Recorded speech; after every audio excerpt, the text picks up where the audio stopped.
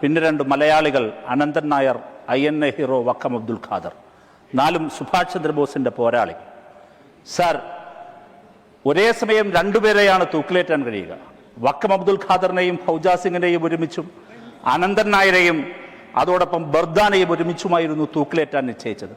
ആ കൊലക്കയറിന്റെ മുമ്പിൽ നിന്നുകൊണ്ട് വക്കം അബ്ദുൽ ഖാദർ INA ഹീറോ ബ്രിട്ടീഷുകാരോട് പറഞ്ഞു, നിങ്ങൾ ഈ ലിസ്റ്റ് ഒന്ന് തിരുത്തി എഴുതണം, എന്നെയും എൻ്റെ ചങ്ങാതി അനന്തൻ നായരെയും ഒരുമിച്ച് തൂക്കിലേറ്റണം. ബ്രിട്ടീഷുകാർ ചോദിച്ചു, എന്തിന്? അദ്ദേഹം ഉത്തരം പറഞ്ഞു, ഞാൻ മുസ്ലിം, അനന്തൻ നായർ ഹിന്ദു. ബ്രിട്ടീഷ് വിരുദ്ധ പോരാട്ടത്തിന്റെ ഈ ബലിത്തറയിൽ ഒരു ഹിന്ദുവും മുസൽമാനും ഒരുമിച്ച് നിങ്ങൾക്കു നേരെ ശിരസ്സു നീട്ടി തന്നുവെന്ന് നാളെയുടെ ചരിത്രം എഴുതട്ടെ. സാർ, ബ്രിട്ടീഷുകാർ തിരുത്തി എഴുതി അനന്തൻ നായർ എന്ന ഹിന്ദുവിനെയും വക്കം അബ്ദുൽ ഖാദർ എന്ന മുസ്ലിമിനെയും ഒരുമിച്ച് തൂക്കിലേറ്റി. സാർ, കുറിച്യർ ബ്രിട്ടീഷുകാർക്കെതിരെ പൊരുതി. കുറിച്യർ അവരുടെ മുമ്പിൽ തോറ്റു പിന്മാറിയില്ല, മാപ്പെഴുതി കൊടുത്തില്ല. സാർ, അവർ എവിടെയും പിന്മാറിയില്ല, അവർ ആരുടെയും ചെരുപ്പ് നക്കിയില്ല.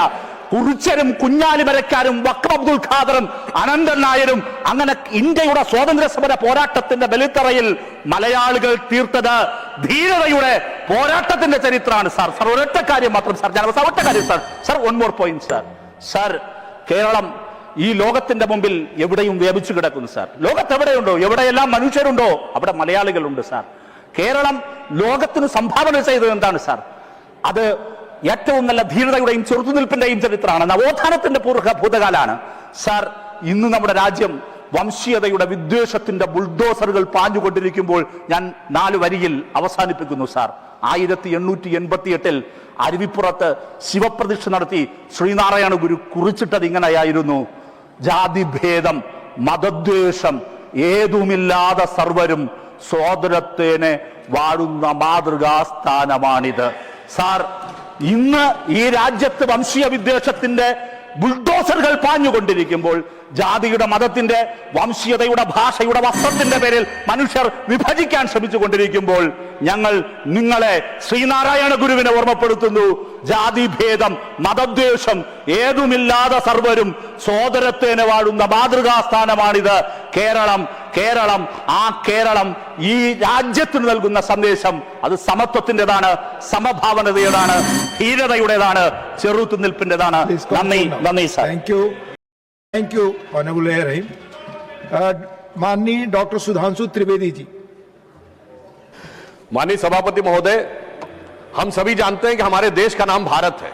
ये 2 शब्दों से मिलकर बना है. भा अर्थात ज्ञान का प्रकाश और रत अर्थात लगा हुआ. परंतु यह ज्ञान का प्रकाश उदय कहां से हुआ था?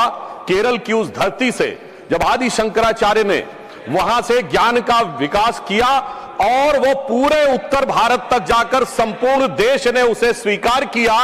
और मैं कह सकता हूं कि भारत के इतिहास में यदि अगर कोई एक विजय रही है जिसे धर्म विजय कहा जाता है, तो वो केरलम की धरती से आदि शंकराचार्य जी ने जाकर संपूर्ण उत्तर भारत में उसे स्वीकार किया. There was no victory from north to south, there was only dharma vijay from south to north. और जब आदि शंकराचार्य जी ने सर उपनिषदों के 10 उपनिषदों को ईशकेन कठ प्रश्न मुंडक मांडू के तैतरीय छांदोग्य बृहदारण्यक को कंपाइल किया. और उसका प्रभाव क्या पड़ा दुनिया पे कि इरविन श्रोडिंगर, जो कि नोबेल प्राइज विजेता क्वांटम फिजिक्स का प्रोफेसर है और साइंटिस्ट है, उसने 1964 में अपनी किताब लिखी my view of the world. और उसने लिखा है, पूरा एक चैप्टर लिखा द वेदांतिक वर्जन. और अगर वो वेदांतिक वर्जन पहुंचा है, द उपनिषदिक वर्जन पहुंचा है, तो वो आदि शंकराचार्य जी के माध्यम से. मैं कह सकता हूं सर, केरलम ने बताया कि ट्रस्टीशिप का कॉन्सेप्ट कोई मैग्ना कार्टा से नहीं आया. वहां के ट्रावनकोर के शासक कहते थे कि पद्मनाभ स्वामी हमारे शासक हैं, हम तो सिर्फ सेवक हैं. The concept of trusteeship arouse from Keralam, not from England. दूसरी बात मैं बताना चाहता हूं महोदय, केरलम के अंदर वो ज्ञान का प्रतीक था जिसका उल्लेख अभी आदरणीय तरुण चुग जी ने किया.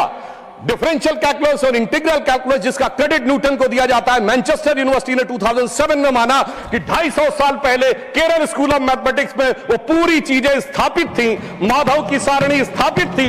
मगर अफसोस सभापति महोदय, उसका 2007 में मैनचेस्टर यूनिवर्सिटी ने कह दिया, मगर वो दुनिया के सामने हमने स्वीकार करना 2014 के बाद शुरू किया. फिर मैं यह भी बताना चाहता हूं, केरलम ने क्या दुनिया को दिया. Sir, history of Keralam by Padmanabha Menon ने अपनी किताब में लिखा है कि जब जेमरिन राजाओं और पुर्तगालियों के बीच में संधि समाप्त हो गई और यह तय हुआ युद्ध कैसे होगा, तो जेमरिन राजाओं ने कहा हम युद्ध की शर्तें बताते हैं, युद्ध बाहर होगा, हम जब तक नगाड़ा बजाएंगे आपके कहने के बाद ही अटैक करेंगे, कोई महिलाओं के साथ अत्याचार नहीं करेगा, कोई लूटपाट नहीं करेगा। तो सर जानते हैं पुर्तगीज ने क्या कहा? They are talking about the war और talking about the sports tournament. Sir ये वियना कन्वेंशन से नहीं आया, कॉम्बेटेंट और नॉन कॉम्बेटेंट, वो अगर आया तो केरलम की धरती से आया। तो मैं कह सकता हूं सर, अगर वास्तविकता में, और आज भी हमारे यहां इसको परशुराम क्षेत्र कहा जाता है, ये माना जाता है भगवान परशुराम ने अपना फरसा फेंका था और वहां से वो भूमि निकली। जब कभी भी जियोलॉजिकल डाटा आएगा और उस दिन ये बात प्रकाश में आएगी कि केरलम किस दिन समुद्र से बाहर निकला था, उस दिन समझ में आएगा कितने हजार और कितने लाख साल पुरानी हमारी सभ्यता है। और आज मैं कह सकता हूं पूरे देश को कैसे जोड़ते हैं। प्रधानमंत्री मोदी जी ने केदारनाथ में आदि शंकराचार्य जी की समाधि बनवाई है, यानी वो केरलम की धरती से है और हिमालय में स्थापित है। इस प्रकार से यह देश जुड़ता है जिसका संदेश केरलम ने हमको दिया है। और मैं यह भी बताना चाहता हूं सर, माधव सारणी में जिस प्रकार की मैथमेटिक्स का वर्णन है, वो मैथमेटिक्स यूरोप ने शताब्दियों के बाद प्राप्त की। फिर मैं यह भी बताना चाहता हूं सर, जब हम आजाद हुए तो ट्रावनकोर स्टेट सबसे ज्यादा लिटरेट थी, 47% रेट ऑफ लिटरेसी थी। तो सर शिक्षा का अधिकार अगर सबसे पहले मिला, सर्वाधिक शिक्षित था तो केरलम था। कोई चाचा जी ने सबको शिक्षा दी ऐसा नहीं था। यह भी मैं बताना चाहता हूं सर, मगर केरलम के साथ सर कुछ दुखद अध्याय भी जुड़े हुए हैं जो मैं बताना चाहता हूं। कभी कभी ऐसी भी परिस्थितियां आती थी कि जहां पर बड़ी चुनौतियां आई हैं। भारत के इतिहास में संभवतः लोगों को नहीं ध्यान होगा, 16 मार्च 2006 को केरलम की असेंबली में एक प्रस्ताव पारित होता है कि 1998 के कोयंबटूर ब्लास्ट के मुख्य आरोपी अब्दुल नसीर मदनी, जो कि तमिलनाडु की जेल में है, उसको छोड़ दिया जाए। सर 140 के 140 विधायक, ऑल कम्युनिस्ट, ऑल कांग्रेस, सबने मिलकर समर्थन किया। मुझे लगता है कि कॉन्स्टिट्यूशनल मशीनरी का टेररिज्म के आरोपी के पक्ष में यह प्रयोग करने का बहुत दुखद उदाहरण था। और फिर मैं कोट कर रहा हूं सर, अभी इन्होंने बहुत कुछ बोला। वीएस अच्युतानंदन जी ने, जो केरल के सीएम रहे, 2010 में कहा था कि डेमोग्राफिक चेंज इतना खतरनाक है कि केरल में बिकम ए मुस्लिम स्टेट। और सर इस समय मुस्लिम लीग के 4 मिनिस्टर हैं केरलम में, और ये वही मुस्लिम लीग है सर। हम कह रहे हैं केरलम का ये अपमान है, ये वही मुस्लिम लीग है जो जिन्ना के द्वारा स्थापित हुई। आज की इंडियन यूनियन मुस्लिम लीग के संस्थापक पीके पोकर साहब बहादुर और मोहम्मद इस्माइल जिन्ना की मुस्लिम लीग के मद्रास प्रेसिडेंसी के लीडर थे।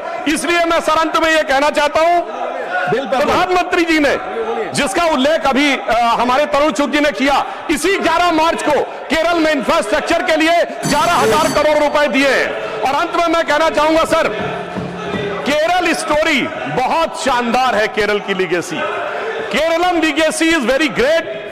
केरल स्टोरी में कुछ डार्क चैप्टर है, but they do not want to hear about the real part of the Kerala story.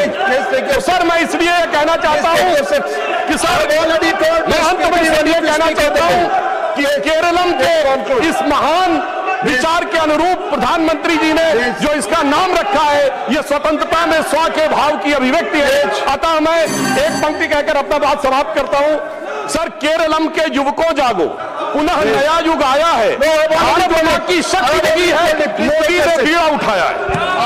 Appeal to all the members, please माननीय